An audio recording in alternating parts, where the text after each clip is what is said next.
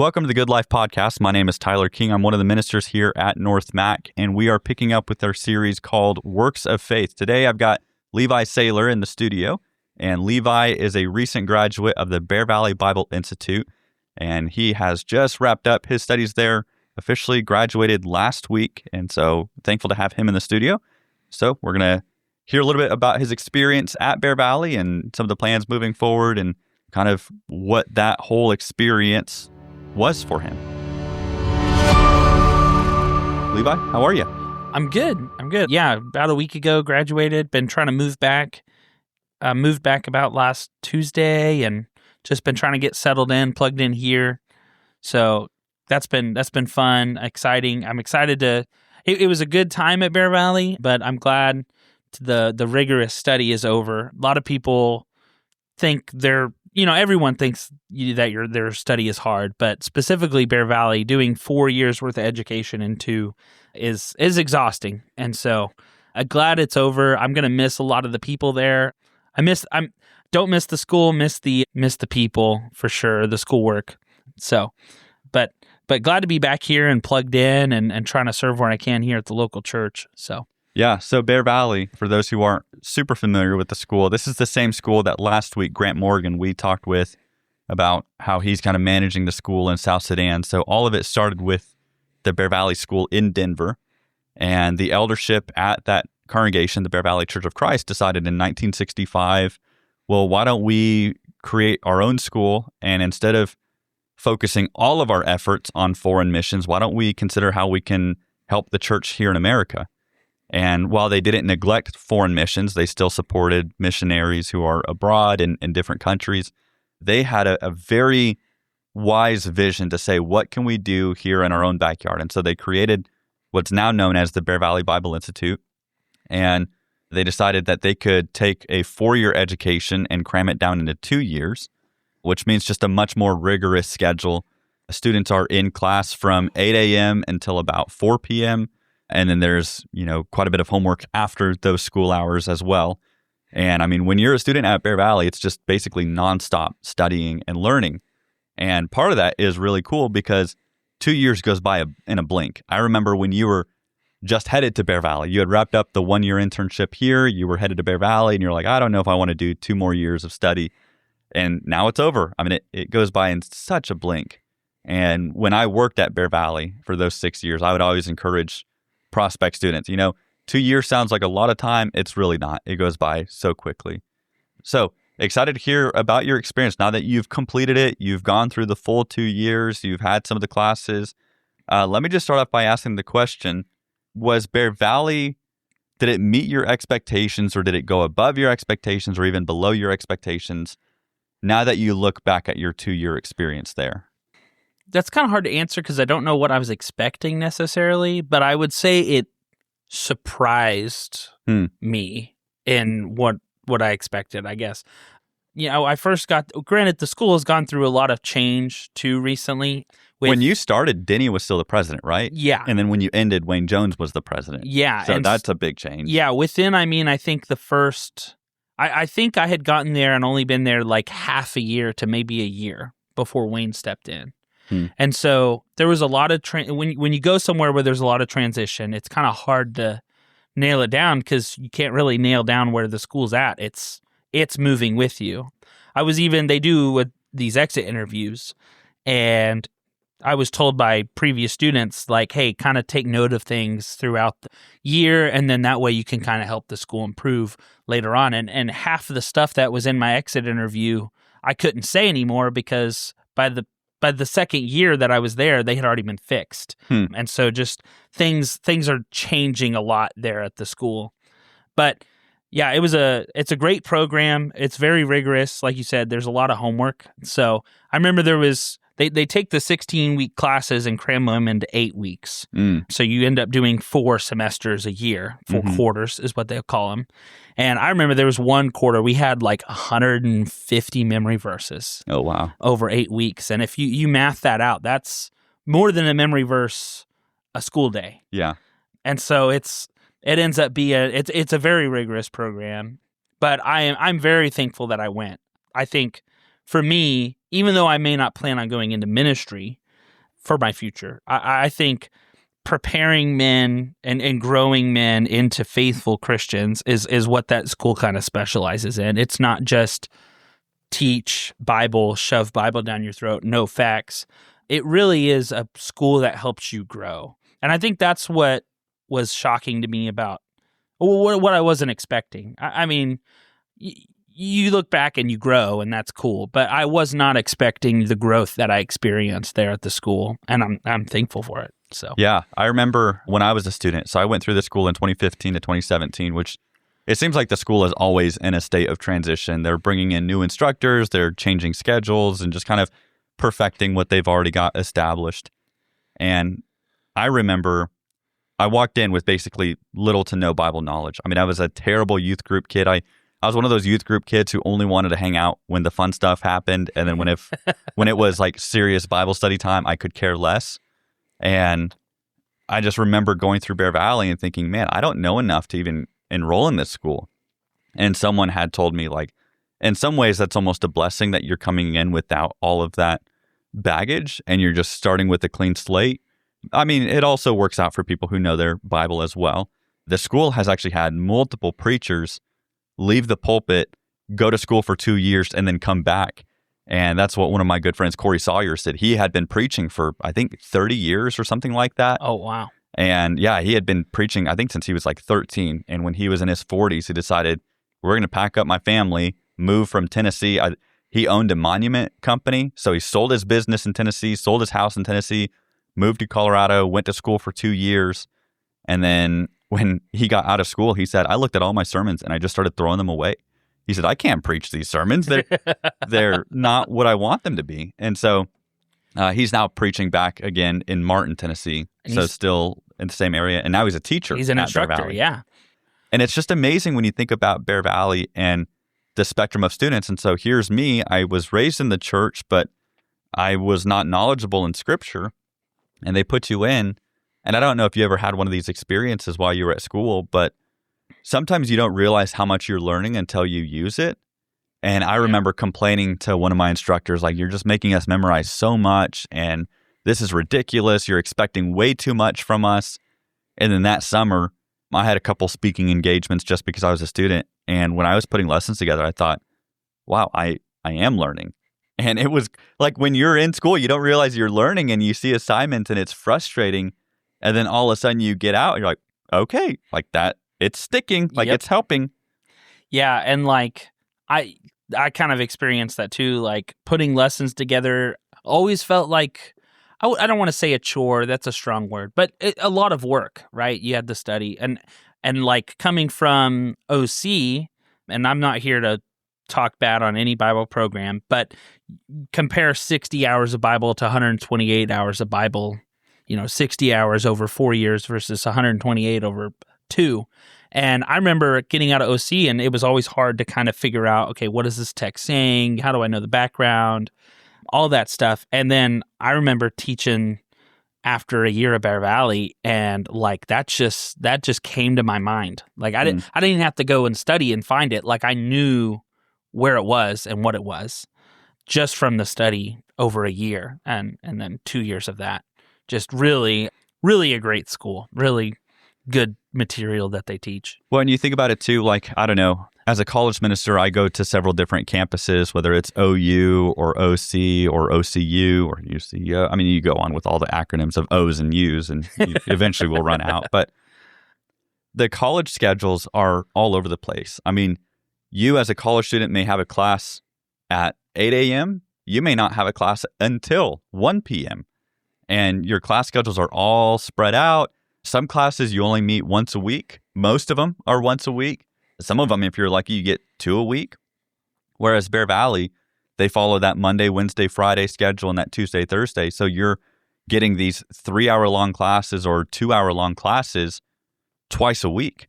And so you think about like, okay, I'm studying the book of John on Monday for 2 hours. I'm studying it on Wednesday for 2 hours. I'm studying it on Friday for 2 hours. And I think kind of the model of Bear Valley is we're going to walk through this verse by, we've got enough time. Yep. We're going to walk through it verse by verse and get the full picture of the book of John. And they do that with most books of the Bible. There are some books that there's too much. Isaiah, Even Genesis is a struggle, but I think they do good with some of those books as well. So you get 2 years of that and you walk out, and when someone says, hey, what's the book of Ephesians about? Oh, well, Paul is writing to a people who are being persuaded into a physicality of life. He's going to encourage them into spirituality and show them the spiritual side of life. Or, hey, what's 1 Corinthians about? It's all about division and unifying the church through the Spirit of Christ. And so a lot of these things that just automatically come to mind now. Yeah. And again, that helps with sermon preparation or anything else. So, one question, you've graduated. What are your plans kind of moving forward with everything now? So my plan for academics is actually to move. I've been torn between Bible and engineering for a really long time. Sophomore year of OC, which would be, 5 years ago now, at least. I almost switched to engineering, which I'm glad I didn't. I got a lot of good Bible knowledge out of that. So, but my plan is to go back and pursue kind of that. So go for electrical engineering with software emphasis, try to do it in 3 years at Oklahoma Christian. On top of that, though, I really want to, like you said, plug in and just how cool would it be if your deacons and your elders had all gone through Bear Valley? And so kind of I do have that kind of on the horizon, what can I be doing? What steps can I be taking now to say in 20, 25 years working towards being an elder? And kind of with that in mind, how can what jobs can I get that will make it to where I can give and be generous? What decisions can I make that will put me in a position to? So that's kind of where I'm headed right now with plans after school is moving toward, just trying to be a servant leader, I guess. Which is so needed in churches too. Obviously it's great to see, full-time ministry guys. I would argue though, it's even better to see guys who are equipped, who are out in the workforce, who are staples in the congregation. Man, I remember growing up at Bear Valley or at Castle Rock or anywhere else, and even here at North Mac, there are some people who are so involved in ministries. And sometimes I think we handicap that word ministry and exclusively use it only for ministers that are here full time. Paul in 2 Corinthians 4 says that we all have a ministry, that we all, he's speaking collectively, all have this treasure in jars of clay, and how the gospel is in all of us. And we all have some sort of obligation to A, live out the gospel, but B, show others that good news. But you think about how great it is to take in that level of volume of scripture. You think about our Bible classes. If we were being just 100% honest, by the time we do prayer and we get settled in and we recap the week and then maybe announcements and all of that, we're working with on a Sunday morning 35 minutes to 40 minutes of Bible class material. Realistically, closer to 35 minutes of actual Bible class material. Yeah. And at Bear Valley, you've got one class that's 2 hours, and you take that 3 times a week. Yeah. And so, you think about how many Sunday mornings are you cramming into? Even just one class period, that's 4 Sunday mornings. Yeah, and you're doing 3 classes a day. Yeah. So you're doing that for... like 1 week would quantify close to... 60 sermons, roughly. It's a lot. Yeah, 6 classes. And then you do that for 2 years. So there's just...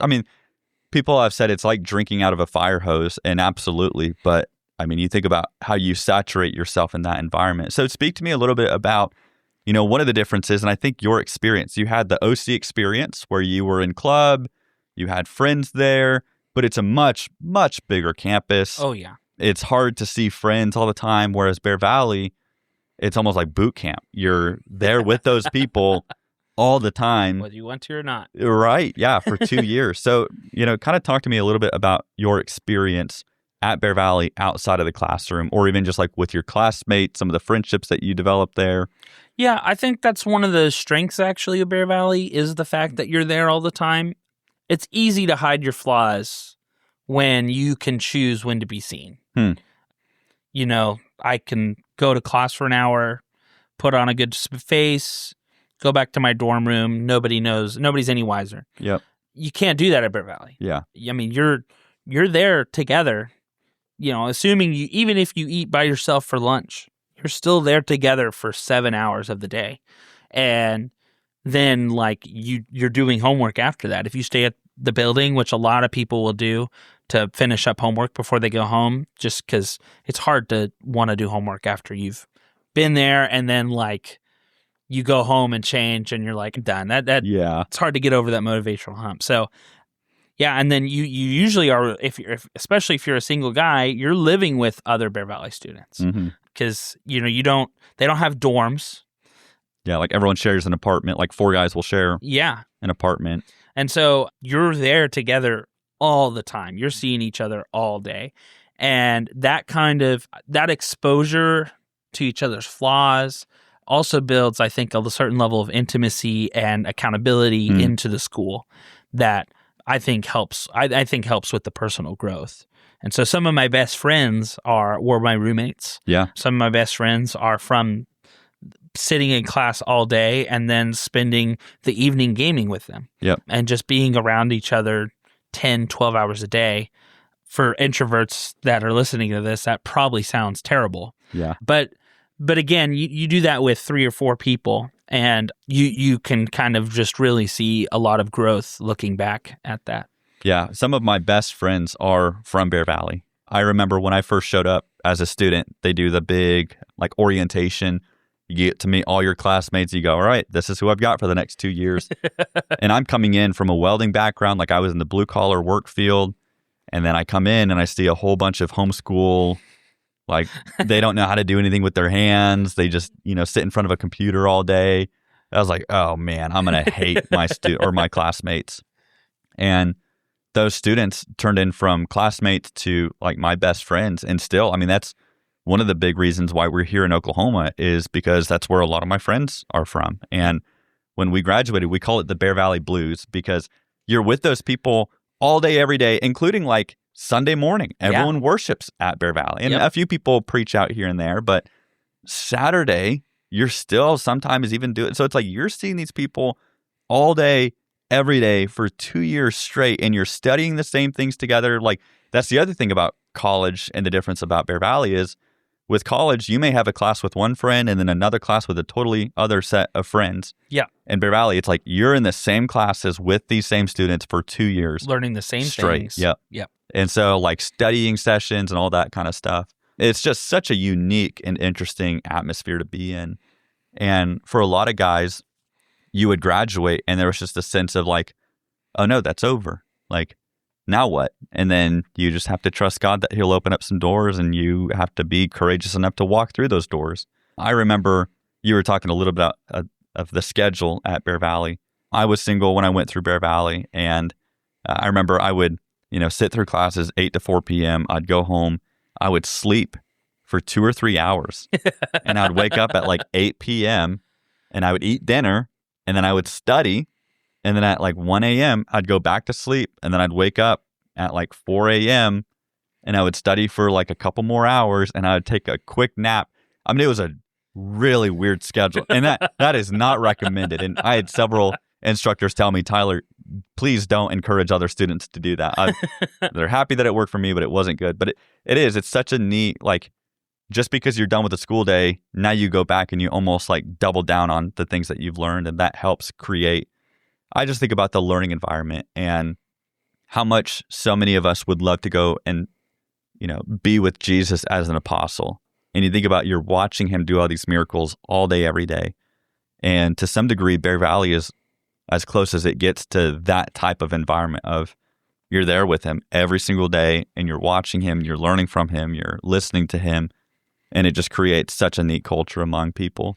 Yeah. And kind of on that, like, it's just different. Like at OC, and I'm again not bashing any program. Right, they're two totally separate things. And when you're at a university, there's a certain level of professionalism that you have to uphold at with your students. There's a space that you have to kind of maintain, just because it's a professional environment. Right. And while Bear Valley is a school, it's also a church.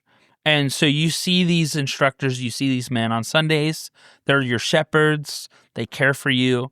And so you get to see these guys, like these guys are living out the gospel. Hmm. And so, yeah, I mean, it is as close to you get. And I don't want to compare these instructors to Jesus, but Right. these men have been trying to follow what they've studied for 30, 40 years. Yep. I think if you take the overall ministry experience from the staff and add it up, I think it's like over 120, 130 years of ministry experience among the staff. Hmm. And that being available to you, like that's what you're sitting down and learning from.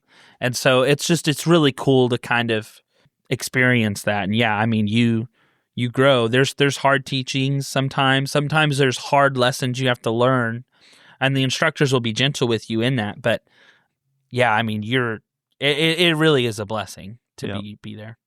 Well, so I forget how many are full-time staff on campus at Bear Valley, and they have a couple of online instructors as well that will pop in. Corey Sawyers and Dan Owen, and the Apologetics Press guys will pop in for their Christian Evidences and Apologetics class. So you felt like you also got a little bit of the taste of like mentorship with some of those instructors as well, right? Oh, yeah. Yeah. I remember, so, I'm from a big family. I get homesick. And I remember talking to Wayne Jones about that. And he was like, hey, like, my daughter's out of town. Come spend the night. And I remember just coming over and spending like we got snowed in. Oh. So like it was going to snow. So I drove over before the snowstorm, spent the night, went out, played in the snow with them. And just like, just kind of, that's what the church is. It's family. Yeah. And like to be a family while I'm away from my immediate family just is really cool. And so, hey, I'm struggling with anxiety. Hey, I'm struggling with understanding this issue in the church. And, 4 or 5 guys say, hey, let's go out to lunch, in succession. And so, and they listen. They don't just teach or, lecture. They're saying, hey, why are you struggling with this? What about this? How can I help you? Here's a book that really helped me. And so it's not just, it's these guys care about you. They're your shepherds. Yeah. And so it's really cool to experience that. I'm going to miss them. I'm going to miss that for sure. Yeah. So, I mean, the church definitely becomes your family. And in some cases, for many people, the church can be even closer than your blood family. I remember it was near the end of our time at Bear Valley. We had, I think, 16 in our class. So we were a pretty good sized class. And again, we all showed up as strangers, and then we all graduated as family. And there was one guy in our class who had made a couple mistakes. He was embarrassed about them. He didn't want to see anyone or talk to anyone. And again, we gave him space. But after a few days, we didn't see him. And we thought, hey, man, like, we miss you. We want to hang out with you. We want to make sure that you're doing okay and that you're not just, sulking in your grief. Paul talks about in that 2 Corinthians chapter 2, 2 Corinthians, I think it's 1 or 2, where he talks about if you're not careful with how people handle the sorrow, it can be overwhelming. Yeah. And we wanted to encourage him. Like, yes, you made a mistake, but you can move on from that and your life can still be okay. Well, he had barricaded himself in his apartment and he wasn't willing to come to the door. He wasn't answering phone calls or text messages. And so me and 2 other classmates, we went over to his apartment. Maybe 3 other classmates went over to his apartment, and he was living on what they call a garden level apartment, where like you're kind of in the ground a little bit. Your windows are like at ground level. Yeah, yeah. And we knocked on his door, and he said, "Go away! I don't want to talk to anyone." And we're, okay.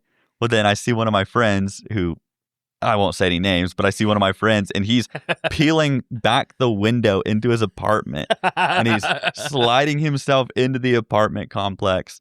And we're just standing at the front door still, and we hear some wrestling around. We hear a table get bumped into and something fall off the table, and get out of here, I don't want to talk. And after about 2 minutes of that, my friend opens up the door to the apartment from the other side, and he goes, "You guys can come in." And there's our friend who was sitting there, and we just sat and talked with him and prayed with him. And, he's doing great in life right now. And, that sounds almost cultish of like we showed up his apartment, broke in, and then like forced him to be back with us. But that type of, again, intimacy and closeness of like, we know how to help you. And if you don't let us help you, you're going to slide down a very terrible path. And I think obviously that was appropriate in that time. It's not always appropriate. Sometimes people just need to be alone. But again, that type of camaraderie and brotherhood that is found there, you said it, it's the church. And, that's how the church should be functioning, not breaking into people's houses. I mean, if someone broke into my house, I think they'd be met with a 12 gauge. But I think that level of care and concern and that closeness of we know what's good for him. And we wouldn't have done it had we known there is a chance that this might not be good for. We knew 100% confidently he needs to be around good people. Yeah. And so we surrounded him with that. But it's such a unique environment and such a unique experience. We'll title this podcast #the BV experience, but that's what a lot of people talk about is Bear Valley. And I wish more people would consider Bear Valley, even though, you may not end up being a preacher as you graduate. You're going to be a huge resource to the church. And that level of knowledge to fill in on classes or to volunteer to teach a class or, again, as a deacon or elder, or someday you may say, I'm going to go into full-time ministry. And obviously that's great, but just such a unique and awesome experience and something that is available to anyone. I think it's just amazing that, you don't need certain qualifications. I think like the minimum qualifications, you have to be a Christian for at least 1 year to apply, but they don't care. In fact, you do take an entrance test, but it's to show the level of knowledge that you know about the Bible when you start, and then you take that same exam afterwards, and hopefully there's growth. I think Denny said that there was one time where the student actually got a worse grade on the second go around. He said, we don't talk about that one too much,